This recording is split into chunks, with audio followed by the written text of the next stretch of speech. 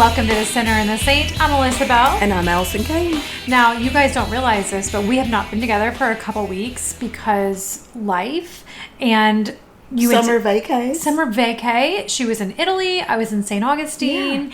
Yeah. And you've had a birthday. I had a birthday. I'm very old. So many things. So many fun things. And Allison, fun fact, was the first one to wish me happy birthday on my birthday because she wished me happy birthday from Italy. Yes. Yeah. So I had the 6-hour time advantage. Sorry, fam. You didn't win the race this time. Yes. I won. I didn't even know I was competing. That's just how good you are, girl. Yeah. If I was trying, it would have never happened. That's the thing. It's great to be back. It is so good to be back. And you know what I want to say?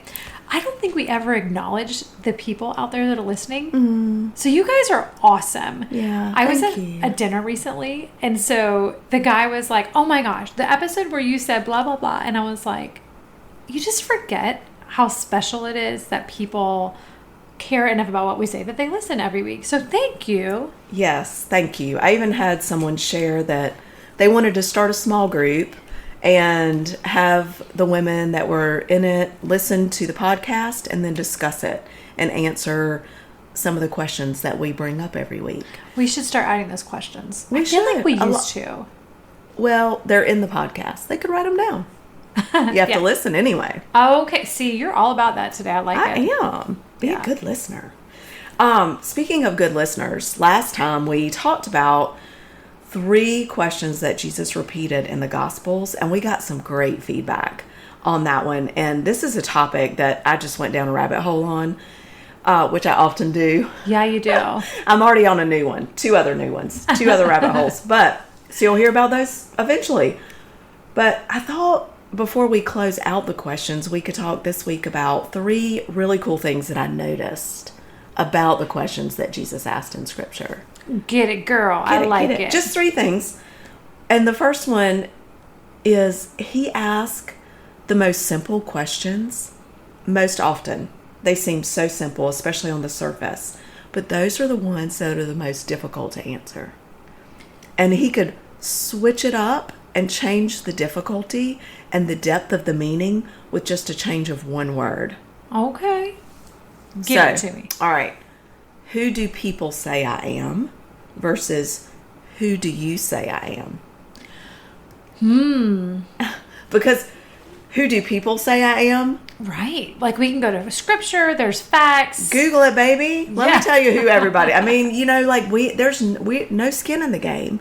There's nothing personal involved in that. We don't have to be vulnerable.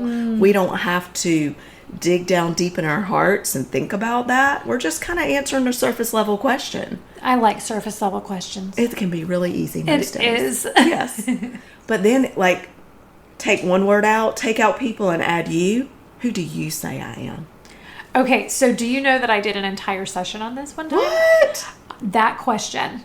It's so deep. It's so deep because when you sit and think about who you say God is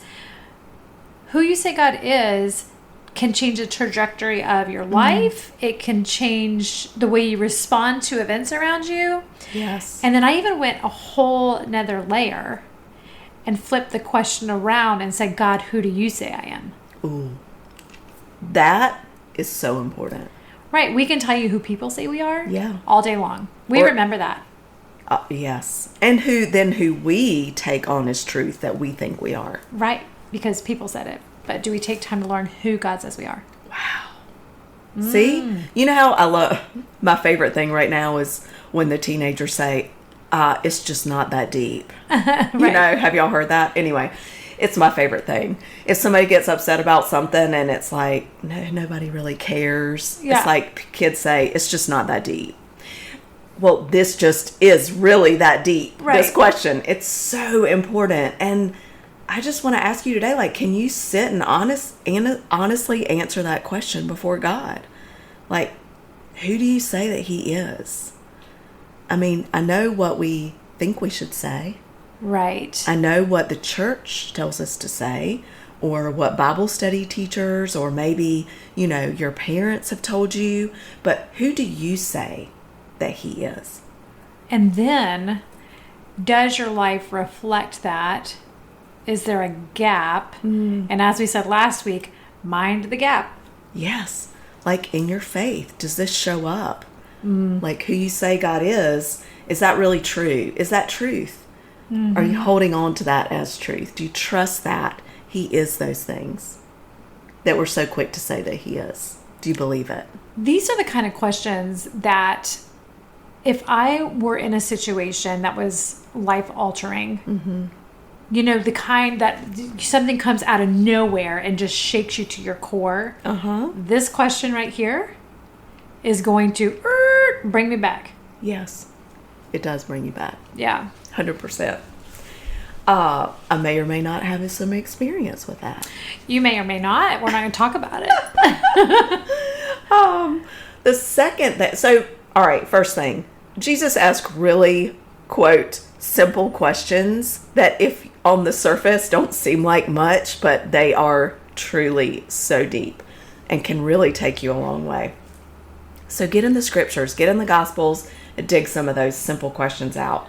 The second one is that Jesus talks more about worry than anything else in scripture, which I thought was so interesting. And we know he talks a lot about money too, but worry, he talks about more than fear, more than grief, more than shame, more than loneliness. Now, he knows we deal with all those things and he talks about them, but he knows where worry works, is what stood out to me. Well, it's interesting because as you're saying that, I'm thinking some people will never deal with shame. Well, not as much, right? That might not be such a heavy one for them. That's right. Some people might not deal with loneliness. But every single one of us, if we're honest, will deal with worry. That's right. So I almost feel like that's probably one of the enemy's biggest tactics. So easy to dig in there. It's his distractions, right? Because you're like, I'm not lonely. I'm not, fearful. I'm great. I'm not whatever. But then inside, he sows that worry in. That's so interesting. And I feel like worry, unlike these other things, we're probably more apt to vocalize that and admit to it that we're worried about something, because you don't really have to be vulnerable to say you're worried about something. Think about the vulnerability and authenticity it takes to say, I'm fearful, I'm scared of this. I'm sad, I'm lonely, I feel regret and shame. That takes a lot of effort and heart and self-awareness to say those things. But everybody's like, oh, I'm worried about this. Oh, I'm worried about that. Yeah, and I almost feel like worry can become a little bit of a, what do you want to call that? Like a badge. Because I'm a good mom because I worry about those things. Oh, interesting. Yes. Yeah. Well, there's, Matthew 6 is pretty famous scripture. Matthew 6:25 through 34. And I thought it was so interesting because Jesus asked these 5 rhetorical questions. And he's good at asking rhetorical questions too. That's another thing I noticed. But it's like, is not life more than food and the body more than clothing? Are you not more valuable than the birds? Can you add a single day to your life by worrying? If God clothes the fields, will he not clothe you too? And why do you worry so much about clothing? So all these, he didn't really want us to sit down and answer these. Right. All rhetorical. But I feel like often when we're asking rhetorical questions, we are kindly, and think about this in conversations with your own children, we're challenging the legitimacy and the effectiveness of our worry. That's what he's doing here. It's like, really? Because blah, blah, blah, blah, blah, or la, la, la, la, la. And I'm always blah, blah, blah on something, y'all. But it's so interesting because he throws out these questions that are important but rhetorical, but they create thought. I can totally give you an example of this. Okay, so we may have talked about this a while ago, but I was in a situation where I was no longer going to be have the illusion of control in my son's life. Okay, he was going to go live with his dad for a while, and this happened a couple of years ago. And his dad and I had agreed to this particular thing about health, so to speak. And so we agreed that this was the best plan for my child. It was actually about vaccinations. Let me be honest. Who cares anymore? Yeah. And if you care, turn it off. There you go. Right? So I was like, these are the reasons why I'm hesitating. And we agreed that he would not do that. And if he felt differently, we'd talk about it. Well, then that's not how things went. Mm. So he didn't ask me, and he just went and got the first shot. And anyways, long story short, I was freaking out. So I went outside and I yelled in my garden for a long time. And I was like, God, you said that I should send him down there. And now look what happens. This is really what you... And then it was like, do you think that if you genuinely think, Melissa, that in, our time, I said that is the best option for him right now, that I was just going to drop him off and leave him? Don't you think, Melissa, that if I said he should be with his dad right now, that I'm going to hang out with him there? Lots of rhetorical questions. Correct. And I was like, well, that one hurt. Right. But it took me hours to get there, but I did get there. Yes. It's those rhetorical questions. And was he sitting in your garden, like verbally saying them to you? No, but you knew. Yeah. Because you knew the truth of who he is. Yes. You were able to get to those rhetorical questions. Right. To bring you back to that truth, which is the beauty of this. Right. Yeah. Right? Because if you do truly know and believe and trust and have faith in who God says he is and who you say he is, then you can have those conversations that lead to those rhetorical questions and back. Yeah. So truth is, back. God's in Florida too. So there you have it. I mean, in case you were wondering. Right. And he's in Italy too. Yay! Yay! And while he's in Italy, he's still here.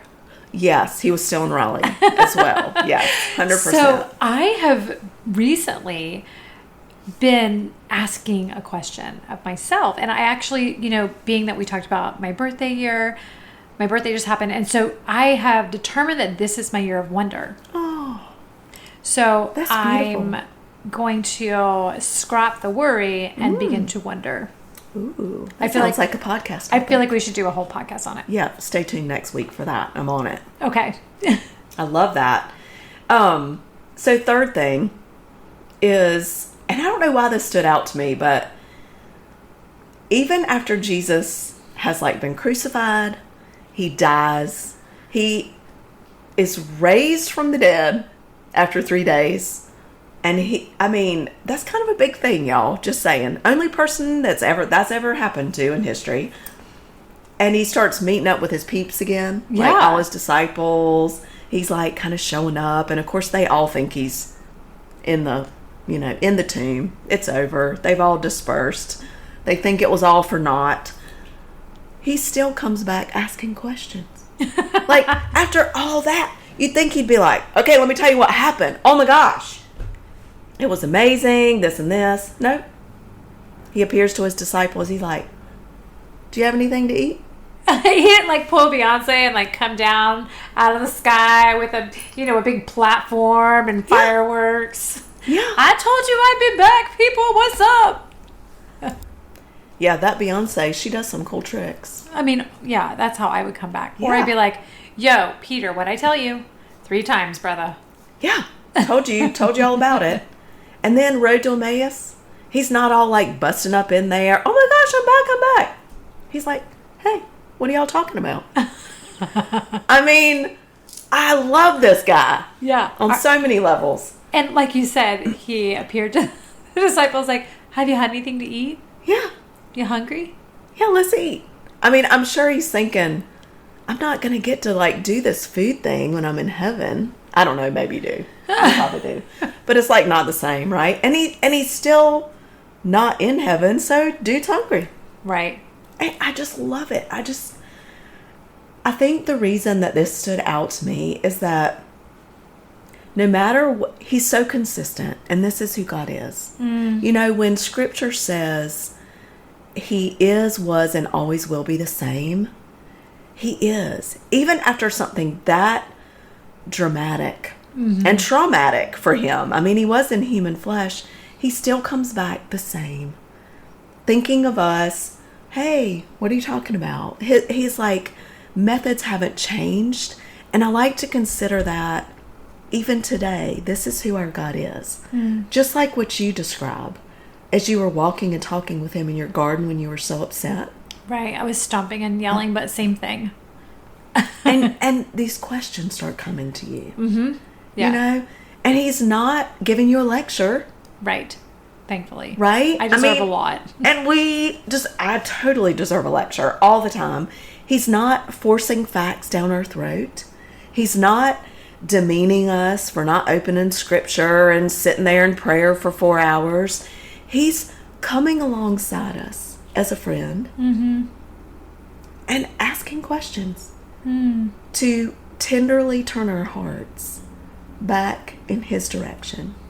That's as you're saying that, it's just such a good example of how we should respond to people. Yes. So, ultimately, he's our teacher in how we deal with people. He could have been like, hey, Melissa, are you dumb? Like, yeah. Look, what did you write in your journal a couple days ago? Like, duh, hello. Like, you fickle little yes. ant, Yes. But instead he's like, oh, well, don't you think that I love him? Like, remember, I loved him in my journal. I had written, you love him more than I do. You know more than I do what he needs. And then God's like, oh, but he changed zip codes, so now I don't. Yeah, I don't really understand that. Explain that to me. Yes. Can you take that? Can you go deeper with that? Like a good counselor. I mean, yes. Scripture says he's a wise counselor, an advocate. Like, these are the truths of who our God is. This really goes back to number one. Who is it that you say he is? And if we believe all those things, I mean, he's proving it. He proves it through even the questions that he asks. Over and over again, he doesn't change. He's consistent. Right. Yeah. So if we can see that, it's just like so exciting. I know I get really dorky and excited, but that's the why we love you, things that he weaves together and opens our eyes to through the scriptures and through who he is, it's just incredible. I love it. Yeah. We have a lot of things to think about. We do.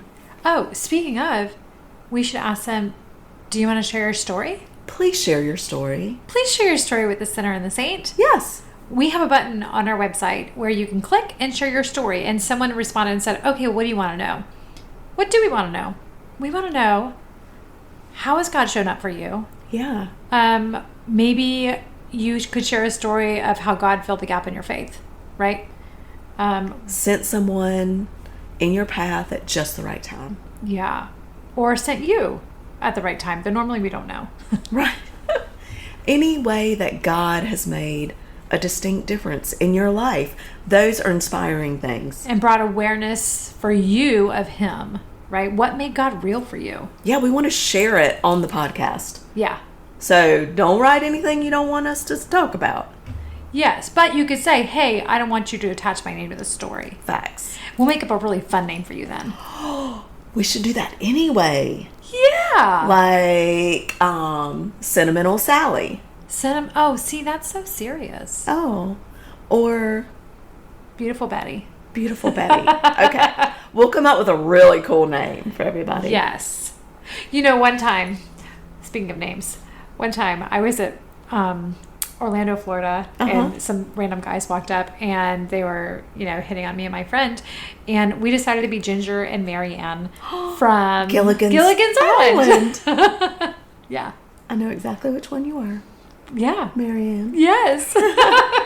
Anyways, that's kind of what I'm thinking. Well, join us next week. So we're going to dig deeper into the worry versus wonder, because I am so intrigued by this. Oh my gosh, it is life-changing. And I can hardly wait to talk more about that. And I hope, please do share your story. And then I hope that today has been inspiring and encouraging for you. And you'll sit down with the Lord this week sometime. Maybe ask him some questions. Maybe answer a few he has for you. Thanks for joining us this week on The Sinner and the Saint.